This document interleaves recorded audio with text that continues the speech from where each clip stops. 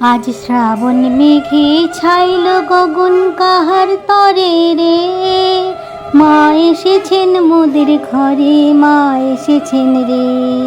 আজ শ্রাবণ মেঘে ছাইল গগন কাহার তরে রে, মা এসেছেন মোদের ঘরে, মা এসেছেন রে। মা এসেছেন, মা এসেছেন, মা এসেছেন রে, মা এসেছেন মোদের ঘরে, মা এসেছেন রে।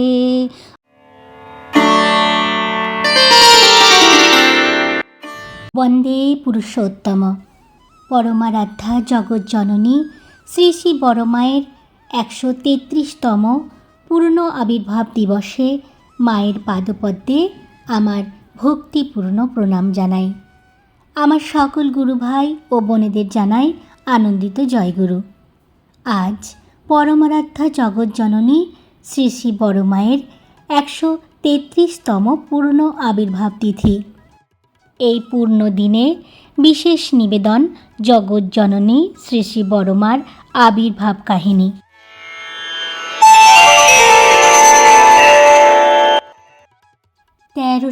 এক সাল 14ই শ্রাবণ রবিবার। দিনটি মেঘলা, প্রকৃতি বিষণ্ণ, মাঝে মিশেলে টিপ টিপ করে জল ঝরছে আকাশের চক্ষু থেকে। ব্যথার অশ্রু, ধরণীর দুঃখে কাতর হয়ে নীরবে অশ্রুপাত করছে আকাশ। বিষণ্ণ ম্রিয়মান, ঝিরিঝিরি ঝোড়ো হাওয়া বইছে সারাক্ষণ। শীত ঝরে গায়ে শিহর জাগে, পাখিরা গাছের ডালে নীরব, জন্তু জানোয়ার নীরের নিভৃতে কুণ্ডলি পাকিয়েছে। কৈলাসবাসিনী দেবী আজ সকাল থেকেই ব্যস্ত, উৎকণ্ঠিত। চঞ্চল পদক্ষেপে তিনি ঘর বার করছেন, টুকিটাকি জিনিসপত্র সরবরাহ করছেন আতুরের দোরগোড়ায়। ধাত্রী একে একে সেগুলি ভিতরে সাজিয়ে রাখছেন। কুড়ের মধ্যে একখানি তক্তা পাতা, তার ওপর একটি ক্ষুদ্র শয্যা, একটি প্রদীপ জ্বলছে ঘরের কোণায়। ত্রিনয়নী দেবী শয্যাটির ওপর একবার বসছেন, আবার শুচ্ছেন, আবার পরক্ষণেই উঠে দাঁড়াচ্ছেন। যষ্টি কাকির দল একে দুয়ে এসে আতুরের দরজায় উকি দিচ্ছেন। কেউ বসছেন ঘরের পৈটে, কেউ বা উঠোনের মাঝে একখানা পিঁড়ি পেতে নিয়েছেন।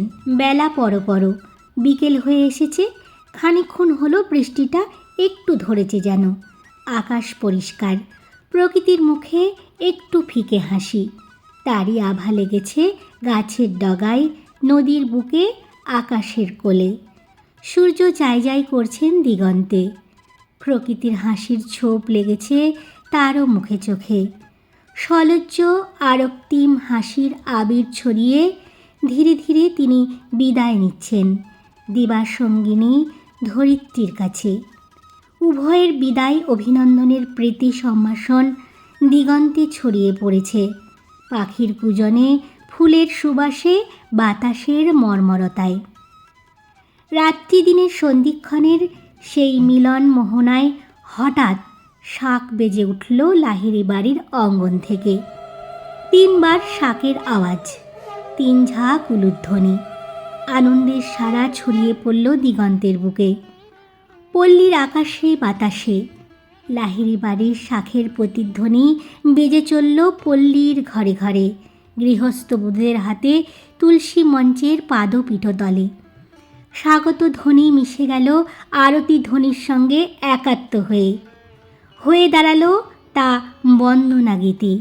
ছড়িয়ে পড়ল দিকে দিকে, আরতি করল তাকে ধূপের ধোঁয়া। সন্ধ্যা মালতী ঝরিয়ে দিল পাপড়ির পরাগ সেই মিলিত আরতি যজ্ঞের পুত বেদিমূলে। সমস্ত দিন ঘরেই বসেছিলেন শীতলাকান্ত লাহিড়ী, ত্রিনয়নের দাদা, একমাত্র পুত্র অভিভাবক বাড়ির। সন্ধ্যার প্রাক্কালে একটু হাটে বেরিয়েছিলেন তিনি, সাংসারিক প্রয়োজনে। গ্রামের প্রান্তেই হাট বসে, যাবেন আর আসবেন। তাড়াতাড়ি পা চালিয়েছেন তিনি। বাড়ির কিষাণ কালু ছুটতে ছুটতে খবর দিল তাকে, কর্তাবাবু, দিদিমণির খুকি হয়েছেন গো, কর্তামা ডাকতে নিয়ে গেছেন, দেখবা আসো বাবু, চাঁদের পাড়া খুকি। শীতলাবাবু কাঁধের চাদরখানা তক্ষুনি কালুকে দান করে দিলেন। খুশির আবেগে বললেন, এই পরনের কাপড়খানা তোর পাওনা রইল কালু, বাড়িতে গিয়ে ছেড়ে দেব, বুঝলি রে? কালু একগাল হেসে ঘাড় কাত করল। আজ্ঞে কর্তাবাবু। আতুরের দরজায় ভিড় জমেছে, পাড়ার মেয়েদের ভিড়, ঝিউরি মেয়ের দল, বউদের দঙ্গল, গিন্নিদের জটলা। কুড়ে ঘরের দরজা একেবারে ছেঁকে ধরেছে। কৈলাসবাসিনী দেবী মেয়ে কোলে নিয়ে আতুরের দোরগোড়ায় এসে বসেছেন। প্রসূতি শুয়ে আছেন তার নির্দিষ্ট শয্যায়, মিটিমিটি চাইছেন মেয়ের মুখ পানে, সকলের অলক্ষ্যে। বসে আছেন কৈলাসবাসিনী দেবী, কোলে সদ্য প্রসূত শিশুকন্যা। আঁচলে বিছিয়ে রেখেছেন এক রাশি বেলফুল। দুগ্ধ শুভ্র সদ্যস্ফুট বেলফুলের রাশি সৌন্দর্যে ও সুষমায়, বর্ণে ও গন্ধে দিক উজ্জ্বল করে ঘর আলো করে আঁচলে বিছানো রয়েছে। মাঝে একটি স্থলপদ্ম, সবুজ পত্রে ছাওয়া লোহিতাভ স্থলপদ্মের অর্ধস্ফুট কুড়িটি পুষ্পরাশির শীর্ষস্থানে পরিপূর্ণ গৌরবে ফুটে গেছে। পিট পিট করে চাইছে চারিদিকে ভাসা ভাসা দুটি গভীর কালো চোখ মেলে। ওপাড়ার রায়গিন্নিমা মেয়ে দেখে বললেন, ও মা, ত্রিনয়নীর পেটে না একটি স্ফটিক জন্মেছে, ওর নাম থাক ফটকি। পরে শিশুর নামকরণ হলো ষোড়শীবালা, কিন্তু ষোড়শীবালা সুরসীবালা নামেই পরিচিত হলেন।